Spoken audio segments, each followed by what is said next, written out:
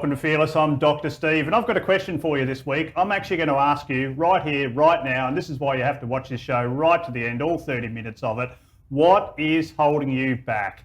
Well, I can tell you what's holding a lot of people back, and a lot of things that are holding people back are hinged around the fact that we don't quite feel 100%. You'll never feel 100%. We're never, ever going to be 100%. And remind yourself, there's a lot of people out there carrying burdens a lot heavier than what you're carrying, and they're ploughing ahead as well. And I'm going to speak to two special people today, one with scoliosis who's powering ahead, and another who had a fear of saying no. But I'm going to go to Indiana in the US of A. Keegan, how are you? I'm great. But you're actually the inspiration for this show, because I always try to find a theme to put the show on. And when I actually asked you the question, what you are scared of, and you came back to me, or what is your fear, and you said bees. But you actually said something quite profound when I said, how are you going with that? What did you say? Well, I said that I'm not 100% over the fact of being scared of them yet, because it's just a mental thing. I'm just not there yet, which is fine. It's just growing past that. So I will get there soon. Yeah. I won't be scared of people. Well, that's it. Well, look at my 3-step process at the start of the show. Admit it, you're doing it already. Accepting it, you're accepting it. And now it's just take up the challenge of overcoming it. So you gave me the inspiration of just knowing that no, not all of us are ever 100%, and just to find a way to deal with it, just to accept it and grow through it. So you're doing a great job. Now, you've had a diagnosis at the age of 13, which was a late diagnosis of scoliosis. Now, just a quick summary. What is scoliosis for people that aren't aware? So scoliosis is actually the curvature of the spine, and to have scoliosis, it technically has to be over 10 degrees. And a year ago, I actually did not know what scoliosis was until my orthodontist, not even my doctor, my orthodontist noticed my shoulder blade sticking out, which is one of the signs of scoliosis. There you go. So at 13, you're now 14, 1 year later, you obviously had to go to hospital and you had some surgery there. And I can imagine that's a very traumatic period of time, especially at such a young age. But you discovered something extremely positive whilst you're in hospital, and something that was very comforting. What did you discover? Well, when I was in the hospital, the hospital isn't the happiest place on earth, so it's hard to find the comfort in most things. So these therapy dogs would come to my room almost every day, and they just made everything so much better, because I have dogs at home and they've been around me my whole entire life. So just having that piece of home next to me in the hospital bed was just something amazing. Yeah, and this is really impressive, for someone, obviously that you've discovered the benefit of a therapy dog and how that's helped you with surgery, but you've flicked your mindset. And I'm always saying this to people: to elevate yourself, you elevate others. And that's exactly what you're doing. You've created a website called Keegan Cares, and you're actually raising funds to raise awareness by selling bandanas, presumably amongst other things. What sparked that? What really kicked that off in you? What point did you decide this is what I'm going to do? Well, my scoliosis was definitely caught at a weird time, and I just want everybody to be aware. So this just sparked my imagination to go out in my community and tell others about this awareness. And also just being around dogs my whole entire life, it helped spark that as well, because, I want to give back to therapy dogs as well, since they especially helped me.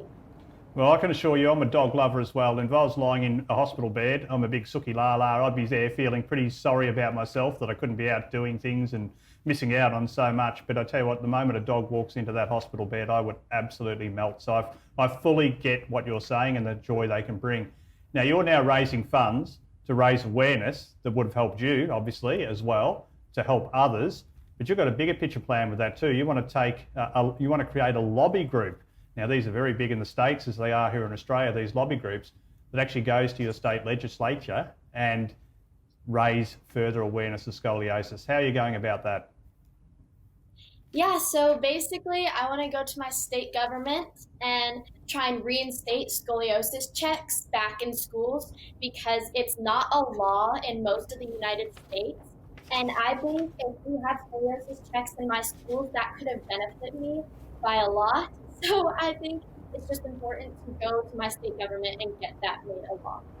Excellent. Well, if you go back to the start of my show, I'm talking about not being 100% there. And clearly when you've got a diagnosis that you have, you're not quite 100% there from a physical point of view. Now that's amazing. But what is carrying you through what you're suffering that you're going through, or handicap, or whatever we want to call it, is you have a very strong purpose in mind. That's clearly showing out in trying to raise awareness as well. But you have a purpose of going to Broadway. Now, when I think of scoliosis, I think of obviously curvature of the spine and disability, and Broadway is a very busy, active dancing routine, presumably. How are you meshing the two? How are you keeping your purpose to get through to Broadway and the handicap you're carrying? How are you aligning those two together?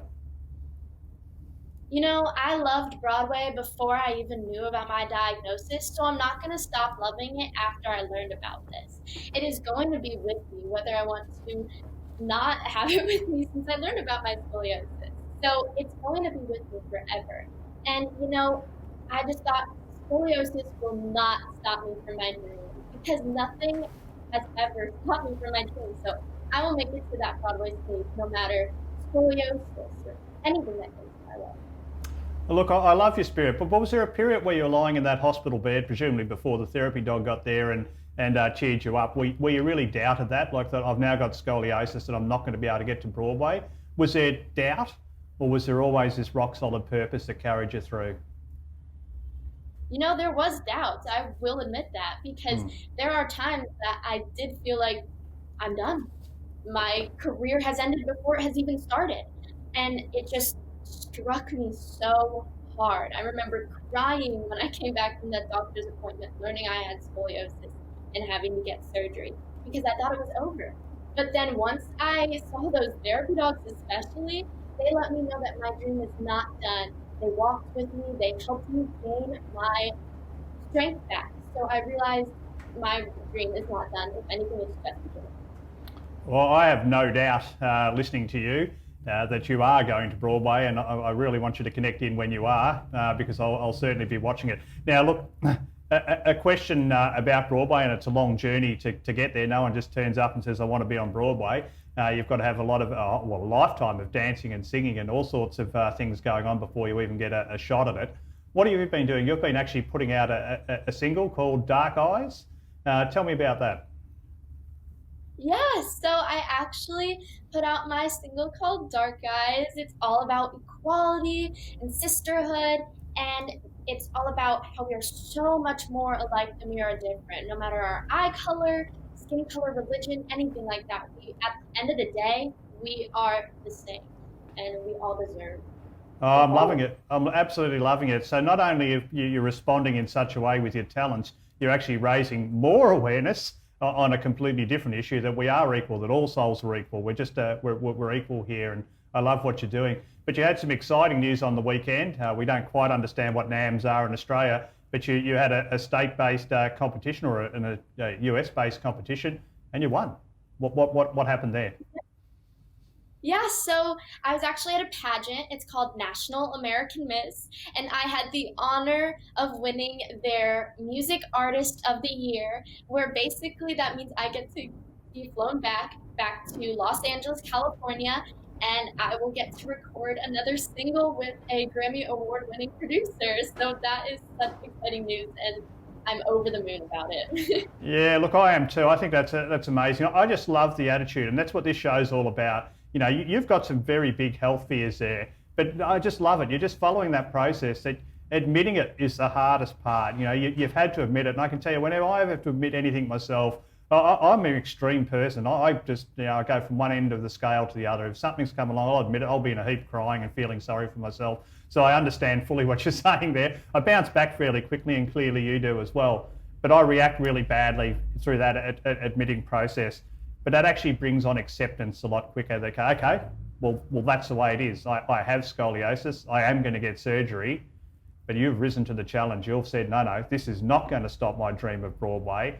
It's going to make me stronger, and I am going to get to Broadway. And to back that up, you're putting in some effort with music and winning competitions, and I have no doubt you're on your way. How do you feel about life at the moment?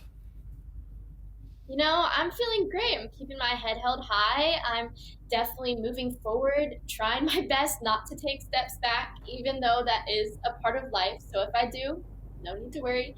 But I'm moving forward, I am making way, and I'm getting things done. Excellent. Well, thank you very much for coming on the show. Before I just throw to you one more time, I just want to wrap up what you've been saying there, that clearly Keegan Connor is not 100%. Hey, welcome to the world. None of us are 100%.